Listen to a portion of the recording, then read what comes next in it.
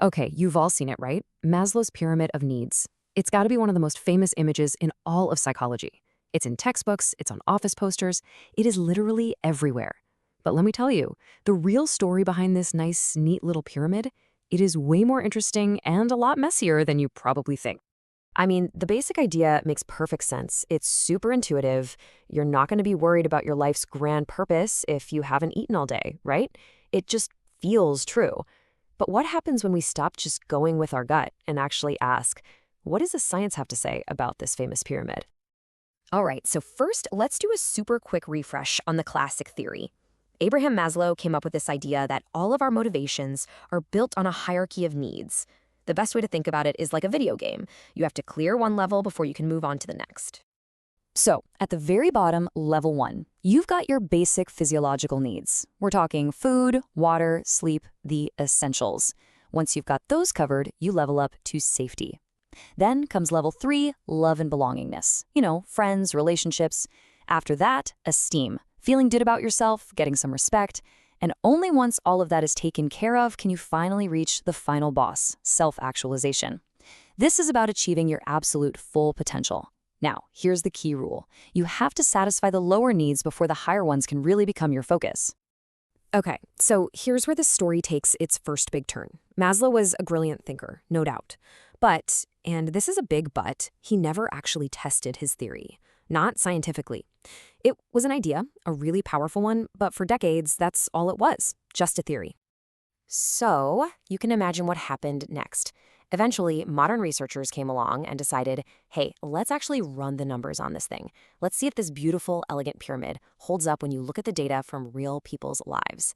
And, spoiler alert, the results were not what anyone expected. To figure this out, a 2013 study put together this super detailed questionnaire. They wanted to measure how satisfied people were at all 5 levels. So they ask about everything, from the real basics like, is the food you eat good? And do you feel safe from disasters? All the way up to the high-level stuff like, do you have prestige in the eyes of others? And the big one, are you living your life to the absolute fullest? So the prediction was pretty simple. If Maslow's latter idea is right, then being satisfied with your physiological needs should be most strongly linked to your safety needs, right? The level right above it. And safety should link most strongly to belongingness, and so on, all the way up. The connections should get weaker the farther apart the levels are. Makes sense. But when they crunched the numbers, that's not exactly what they found. I mean, some of the pattern was there, sure, but there was this one connection that just popped out of the data, and it totally broke the rules. And it all came down to this single number, 0.53. So what in the world could that possibly be? That number, 0.53, was the correlation between our most basic fundamental physiological needs, the very bottom of the pyramid, and self-actualization, the very, very top. This pretty much flies in the face of the hierarchy. It was actually the strongest connection that our basic needs had with any other level. It seems our most basic needs and our most profound, highest aspirations are linked way more closely than we thought. And the plot thickens. The challenges to the pyramid don't stop there. More recently, a group of evolutionary psychologists have come along and suggested a pretty radical update to the whole thing, questioning what the ultimate goal of being human even is. See, Maslow believed that self-actualization, becoming your best self, was the peak of the mountain. But this new evolutionary take says, hold on a second.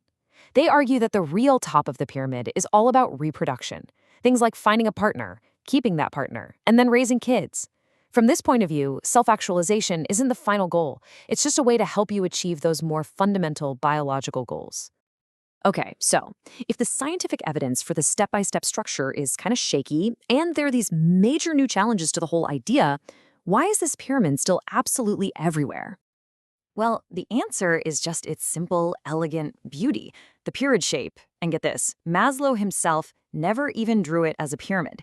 It's just so easy to get. It tells this clear, logical story about what motivates us, and it just clicks with our own experiences, even if the real science behind it all is a whole lot more complicated. But look, this isn't a story about dunking on Maslow. It's actually about looking past that famous pyramid to find what might be his real, lasting contribution to psychology. An idea that, funnily enough, modern science is just now starting to prove he was totally right about.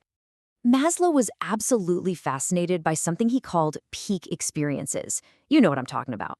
These are those rare, amazing moments of pure joy, wonder, and awe. Times when you feel completely connected to the world. Maybe it was watching a spectacular sunset, or getting lost in a piece of music, or a sudden creative breakthrough.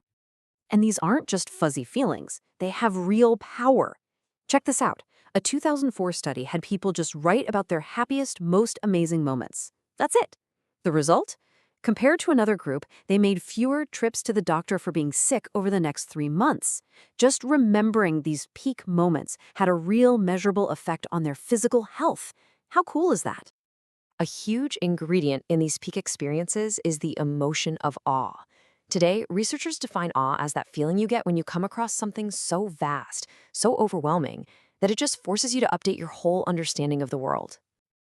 And the benefits of awe are just incredible. Recent studies have found that you can make people feel awe even with just a 60-second video of a waterfall or something, and it can literally make them feel like they have more time.